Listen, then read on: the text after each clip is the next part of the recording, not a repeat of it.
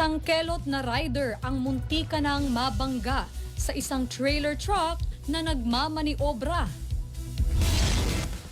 Sa video na ibinahagi sa social media, nakahinto ang sasakyan na may-ari ng dashcam video dahil napakahaba ng nagpapalikong trailer truck.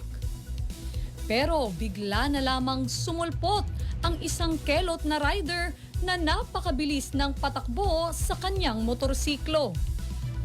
Mabuti na lamang at nakapreno ito dahil kung hindi, siguradong babangga siya sa trailer truck.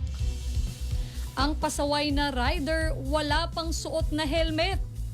Sa comment section, maraming netizen ang nagtaka kung paanong hindi napansin ng rider ang nagpapalikong truck, gayong maliwanag naman ang kalsada.